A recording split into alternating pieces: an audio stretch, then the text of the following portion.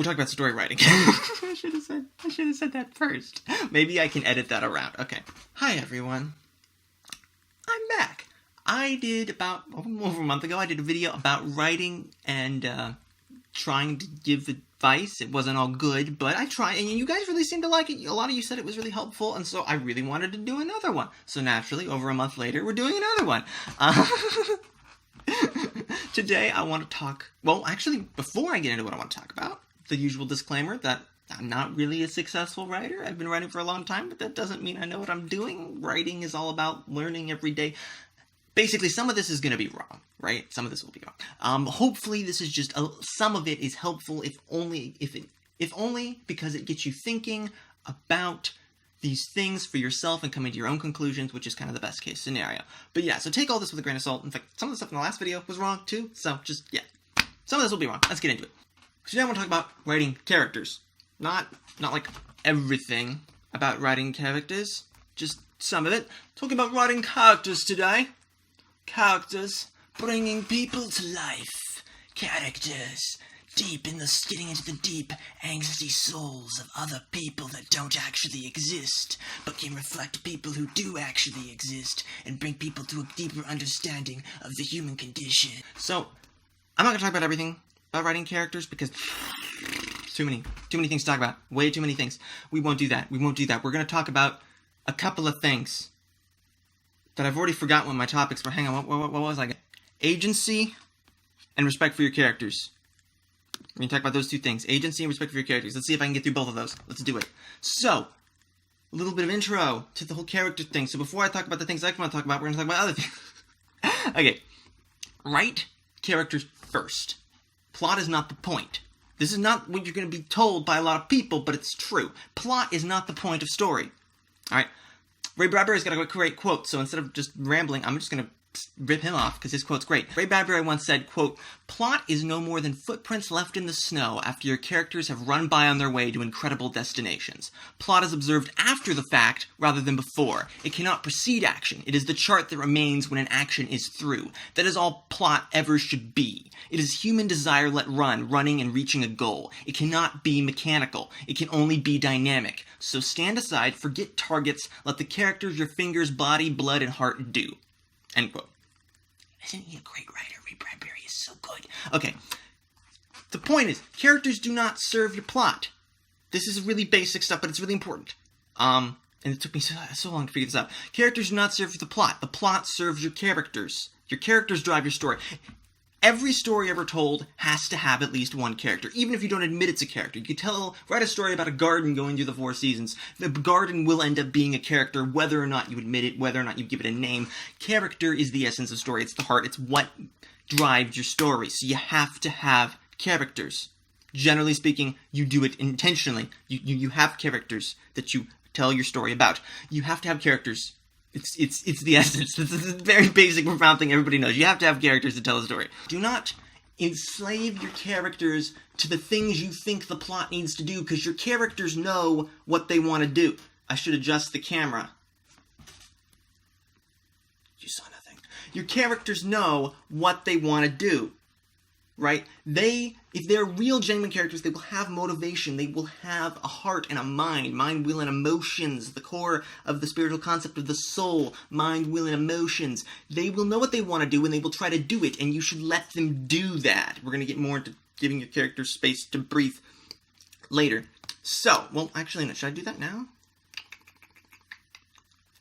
Okay, yeah, no, I'll do it now. Okay, give your characters space to breathe. If you rush or throttle them, you will never get to know them. They will never get to choose.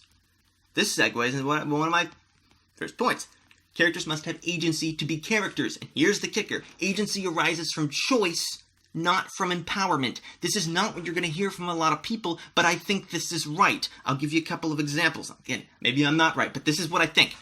Buttercup is compelling in The Princess Bride because she makes genuine choices. Even though they really have the perceived or intended impact, she gives her life. She gives up all the future she wanted to save the man she loves, Wesley. It doesn't work. We all know what happens if you've seen The Princess Bride, and if you haven't, just stop the video and go watch Princess Bride, because it's one of the best movies ever made. But she made the choice, and that means something. That says something about who she is. She's a genuine character in this moment. In storytelling, failure is often more compelling than success anyway, and success only compelling because it follows failure. If your characters succeed the first time, it's boring, it's dull, it doesn't feel real. But failure says more about characters than success does. And this is important to understand that agency character does not arise from the fact that, oh, my character's powerful, my character's a strong character. That muscles don't make a human. That's not... Forget that already. That's just what's fashionable right now. It's not important. You're doing storytelling, you know, you're not writing a fashion magazine. It's important to understand that choice is what you want. Your characters need to make choices. It doesn't matter how those choices work out necessarily. It does matter, but it's secondary. The story will be about how those choices turn out, but the core and the heart of the story, the heart of the characters will be in the choices. Your characters make choices. This is super important. If your characters don't make choices, they're not characters. 10 to 1. I make these big generalization statements, and I come back later, and I was like, was that right? I don't know. Maybe I shouldn't have said that. The thing is, give you another example.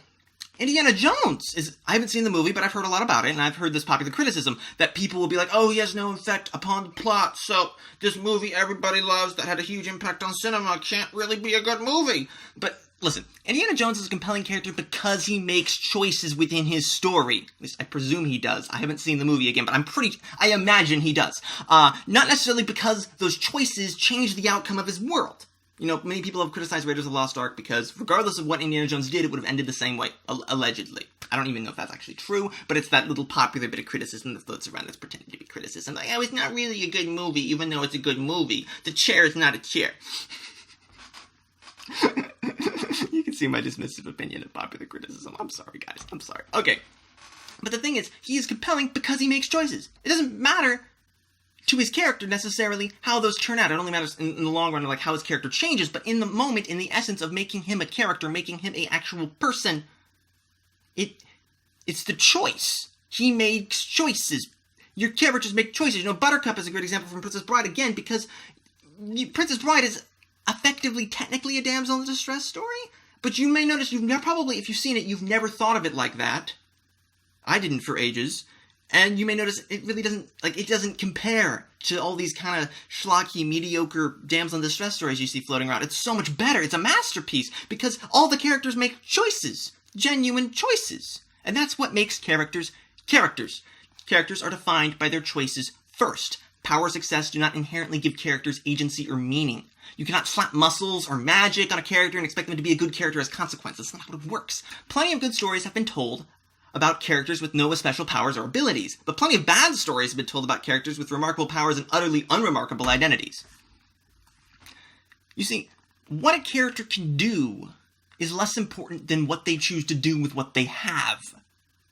This says a lot about real life too, but that's talking about storytelling in this way that I like to talk about it is always going to be commenting on real life, because storytelling connects to real life because of the relationship of fantasy and reality, and I'm not going to get into that right now because that's really interesting, and that's a whole other video if I decide to make more of these, and I hope you guys want, because hopefully this is helpful.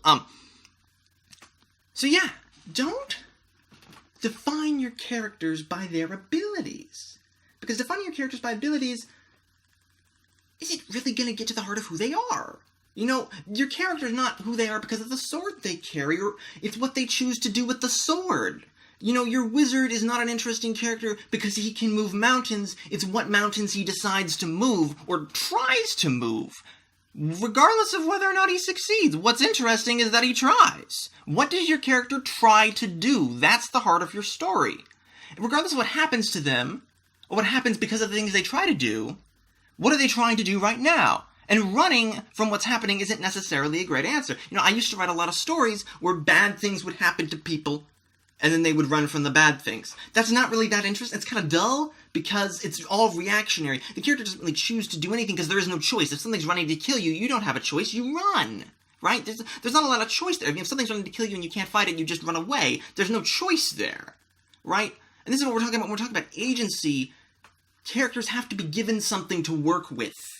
They both have to be given space to breathe. They're not just throttled and choked by this relentless pacing of plot, plot, plot, plot, plot, plot, plot. They're not just, hammered into the ground by, oh no, the castle's burning down. Oh no, the dragon's chasing them. Oh no, they gotta get to the island. Oh no, they get kidnapped by pirates. Oh no, oh no. Like, if you write just one disaster after another, they're never gonna get to do anything. Because they're gonna be constantly reeling in a maelstrom of events that any normal person would have a nervous breakdown around. They'll never get to be characters. They never get to do anything. They never get to say anything. If you don't have quiet moments, your loud moments will not seem loud. Art is all about contrast, and that's other topics for more things. I'm trying to keep these videos somewhat decently short length and not go completely off on rabbit trails. Hi lads, is that a rabbit trail over there? My accents are terrible. Don't tell anyone. They're just awful. I should cut that. Alright, not going off on rabbit trails. Your characters need to make choices. I keep saying this. This is basically the video, but there's another half about respecting your characters. You know what, actually, I should just go into that. Oh, yeah. And this segues into my second topic. Respect your characters. This is not something I've ever heard anybody else say.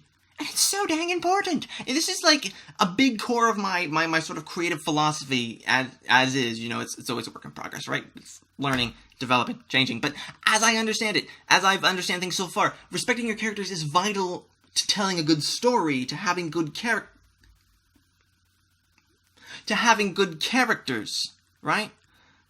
But what does it mean to respect your characters? Well, the thing is, your characters are not puppets, or toys, or symbols, or sermons. They do not exist to be tortured or to be lauded. They exist to act, to choose. They are actors. They are not necessarily movers of other things in the world, but they try to move things, and they move themselves. They are in motion, they change, they grow. That is what it means for a character to develop. We talk about character development. Development can only happen in an active ecosystem. The character has to move, has to choose, has to decide to do things, and try to do things, and pursue things. And they have to make choices. You have to respect them enough to let them do that, first of all.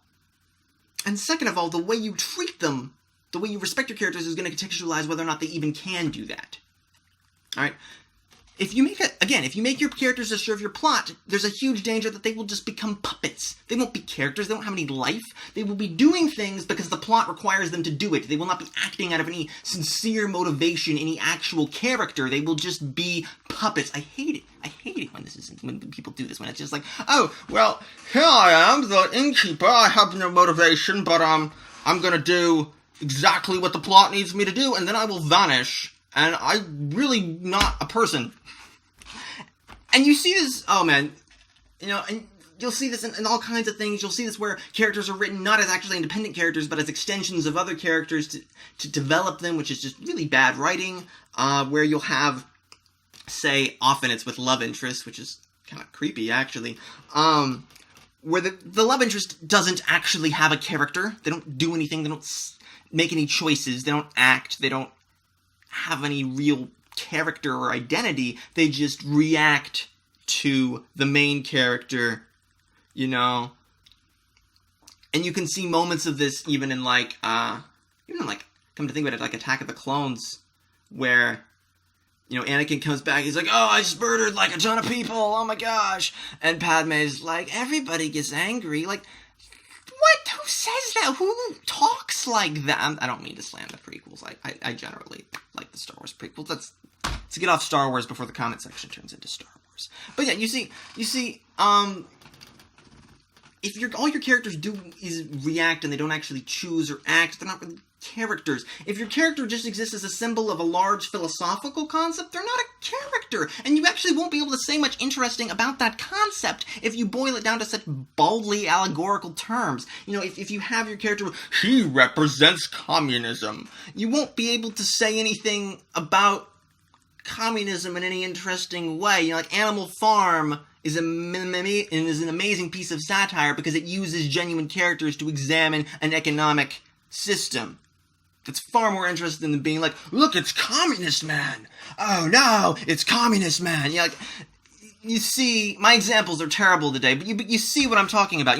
If you could boil down what you're trying to say in your story to a sentence, then you might as well just write a sermon. Your story shouldn't have a singular point. It's not a pencil. It's a diamond. It has 1,000 points, and you're meant to be able to turn it in the light and see truth reflected in different facets, in different directions, and the facets can be different characters, and different characters in conflict with each other and in conflict with themselves.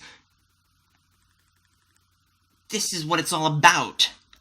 I could talk more about respecting your characters. Another facet is treating them like people. Because if you don't treat them like people, they won't act like people. These people only live in your head, right? They don't actually exist in the physical, they're not real, right? They're fictional. They only exist in your head. And if you in your head do not treat them like actual people, like you would treat actual people, how are you going to contextualize them as actual people? How are you going to let them behave like actual people? How will you ever write anything really true, right?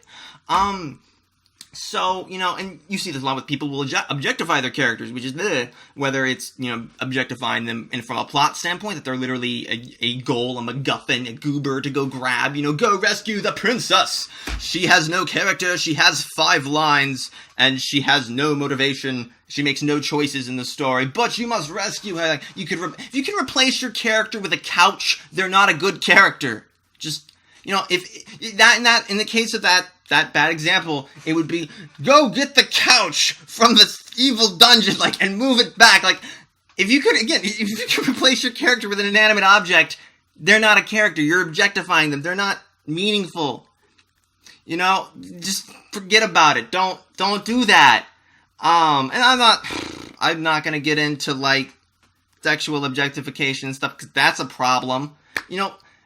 And because the thing is, the more you treat your character like an object with a reverence, like you can do things to them, instead of having them do things into response to things that are happening, the worse your story is going to be.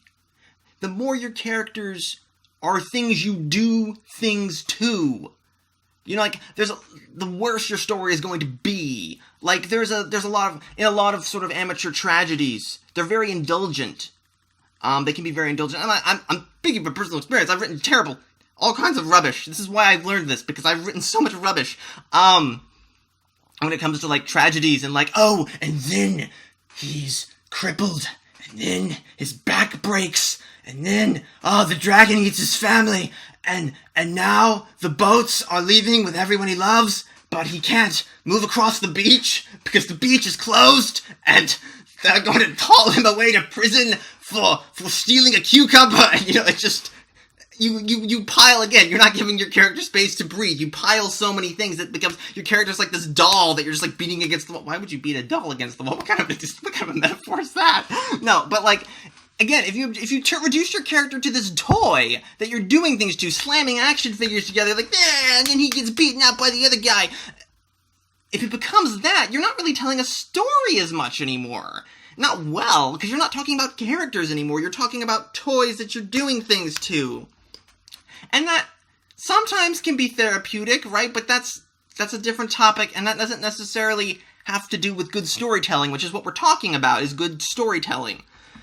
And good storytelling has to do with good characters. So, as an author, it is not your job. You're not this almighty arbiter who's omniscient, who can decide what happens to what people and what doesn't happen.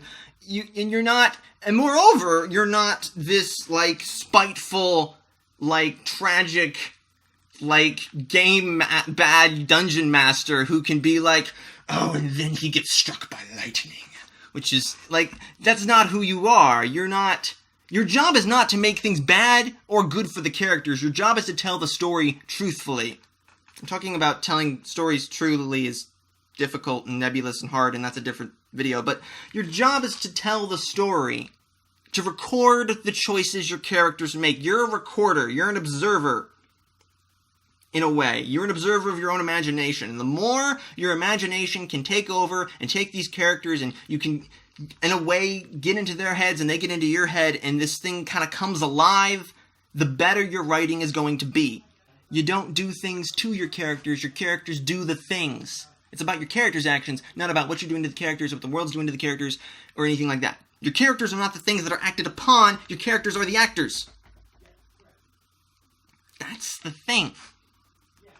It's not your job to force things on characters or to twist characters until they break. Like, I'm always a little bit disturbed by people who talk about writing their story and they're talking about heaping tragedies upon their character, and that's not your job. Your job is to tell the story as it happens, and if horrible things happen to your character, well, that happens. But it's your job. You're not going to be able to tell that with... I have trouble believing you're going to be able to tell that with genuine emotion if you are viewing it from an exterior perspective. You have to be inside the character. When bad things are happening to them, you have to be in there with them, experiencing those things. That's hard. That's hard. Like, that's legitimately hard. But that's your job. If you're going to be a good writer, you have to experience the things your characters are experiencing via your imagination. Don't actually do things that put you in terrible situations. Please don't do that. But if you're in, you have to be, through your imagination, experiencing this as vividly as you can with your character, imagining yourself in this position with them, so you know how they're reacting, how they feel. You have to immerse yourself in the world with your characters through your imagination, because that's what it's for. And that's how you tell a good story. If you're from an exterior perspective, and you're all like, oh, I'm just gonna throw down stuff on the character, you're not going to experience what that feels like. Because if you're consciously being outward and exterior about it, not in there with them, how are you going to know what it feels like? And the whole point of storytelling is to know what it feels like. To be in these situations, to be in this fantasy world, going over the rainbow bridge to the castle with the storm giants throwing things at us. And what does that feel like? What would that be like? You have to find out.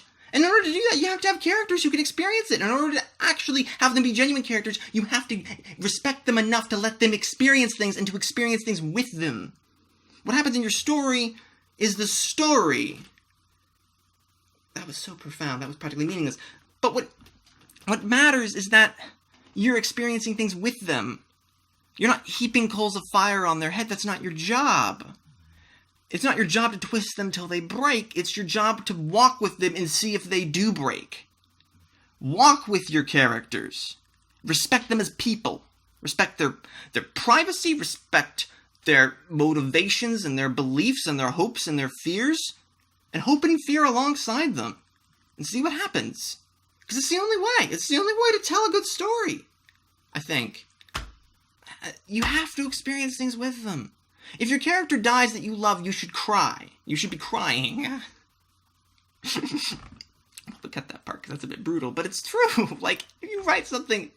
I remember a story from William Goldman talking about when a certain character dies in Princess Bride. Is that a spoiler? He cried.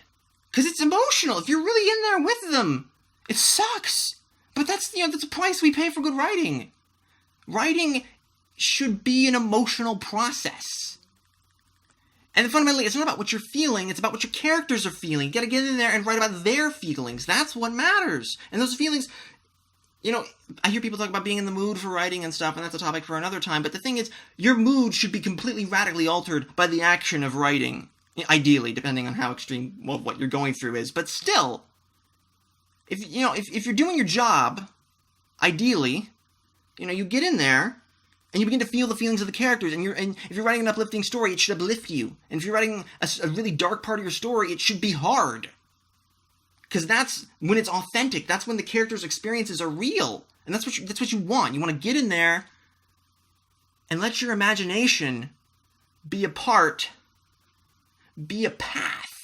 to understanding the hearts of these people. These people that only you can bring to life. That's what you're trying to do. That's what good storytelling is about.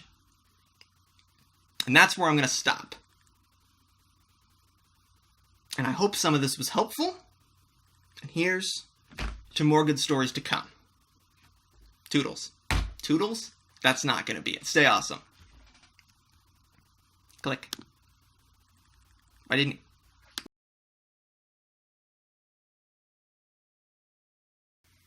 Gonna do the video. Put myself up. Gonna do a video. Okay. I don't know where to start. My hair looks a little ridiculous pulled back. Okay.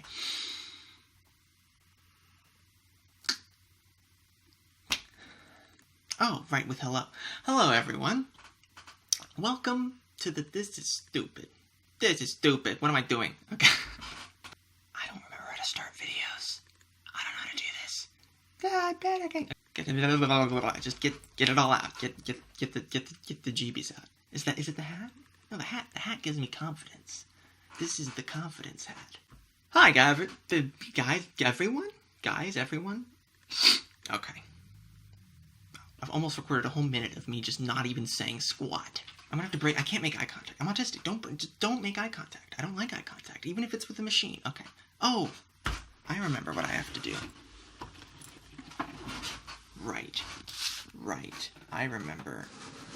I have to have eye contact with something that isn't a machine. There. Okay. I feel like this stuffed animal's judging me. That's fine. Okay, now it's off center. That's bothering me. Okay. Such animal is judging me. Okay.